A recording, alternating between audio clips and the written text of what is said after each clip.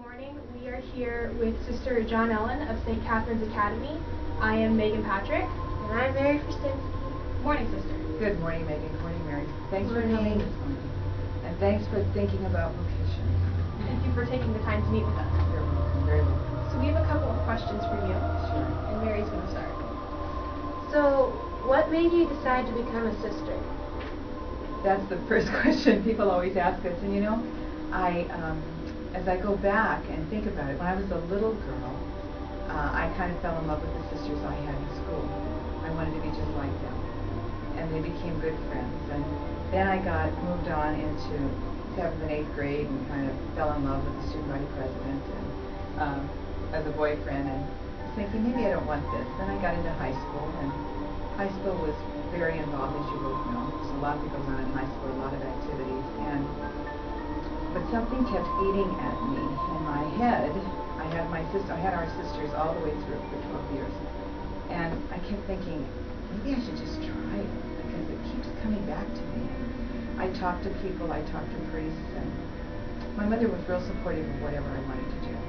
My father was not Catholic and was not supportive of this. So I finally, it was around, in February of my senior year, and I said, I just gotta get this, it's gotta happen. So I wrote a letter, went through all that I had to go through, the packets of information, and I mailed my letter on March the 25th, which was the Annunciation of Our Lady, that she would be the mother of Jesus. And I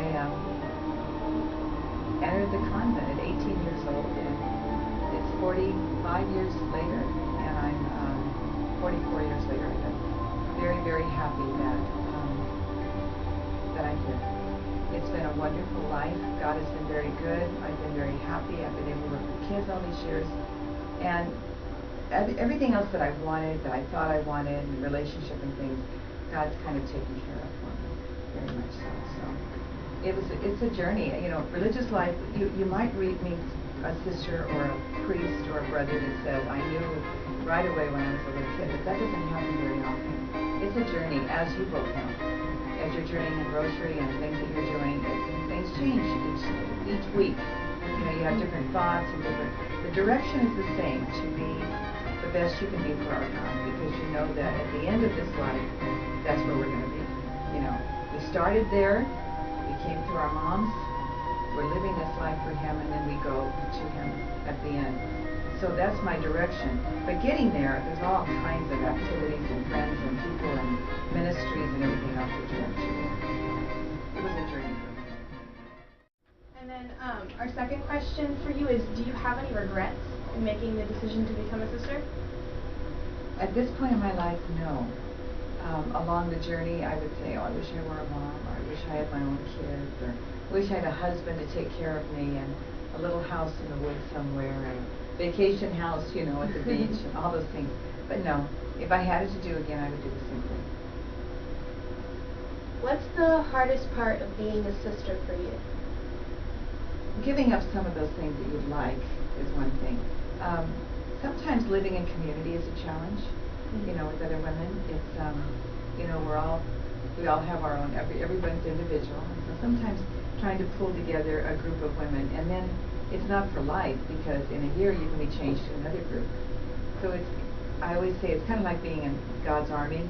You never know when you're going to be called up to go to a new place. And so for me, I love all of my sisters, and I love living with all of them.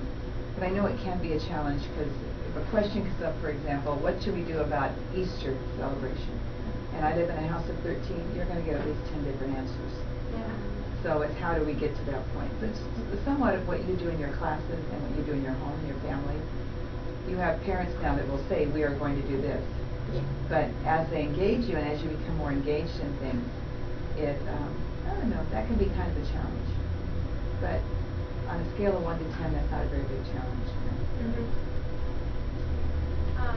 Our next question for you is, why did you choose to become a Dominican sister rather than a Jesuit or a Franciscan? Okay. The Jesuits don't have religious women. The Franciscans do, and there's a lot of different groups. I was raised by our sisters from 1st grade all the way through 12th grade. So there was a point in there when I was thinking of religious life in high school where I thought maybe I wanted to be a missionary. So I thought I would go to the Marinos, which are, it's an offshoot of the Dominican. But I realized then, and then I even thought I might go into the enclosed life, the cloistered, but I talk too much. and I want to interact too much, so that wouldn't be the best place for me. You know, there's all kinds of people get their energy from talking with other people. People get their energy from being by themselves. I don't by being by myself. I need to be with people. So I thought that's not a good thing. So then I just looked and I thought, why would I choose another? I knew our sisters since I was a little girl, so that's why I wrote that. And our last question is, what's the best part of being a sister? So many good parts. I think the best part is being in a relationship, and a special relationship with God. Everyone has your relationship with the Lord, all of us. But there's something about developing a relationship. It would be like if you have boyfriends. As you develop that relationship, it becomes special between the two of you. And you have other friends, and you have other boyfriends maybe, male friends, other female friends. But that one relationship becomes stronger and stronger. And for me, it's what I receive from the Lord that is it's such a gift all the time. I mean, it's to the point now where I think as I'm older, if I just say, that's it, I need your help, it comes. Wow. It comes.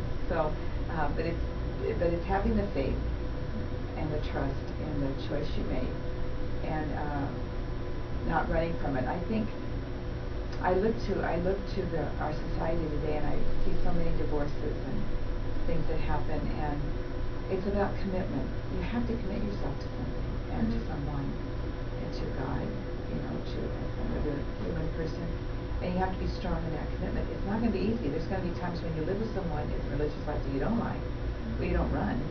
You work it out. When a husband and man and woman get married, everything's not going to be peachy keen, but they work it out. So for me, is that's the piece that I appreciate so much. Well, thank you, sister, for your time. And part of our project is to get a high five for Vocations. So can we get a high five? Oh, you sure can. High five to both of you. And to all of you Rosary girls out there that are watching this, think about the Lord calling you to religious life. I never thought it would happen to me when I got into high school, but boy, it's the greatest life. And so think about it and pray about it. And I think the message I would give to all of you is just be open to what God wants, because that's the only way happiness is going to come. God might have chosen you or would love you to be a religious. And you keep saying, I don't want it. Well, you know, once you, if you keep fighting something, you keep hitting a wall, happiness isn't there. So just be open to it. Pray about it. Encourage others. If you have friends, don't look at them and say, oh, you're weird. Encourage them to be a religious.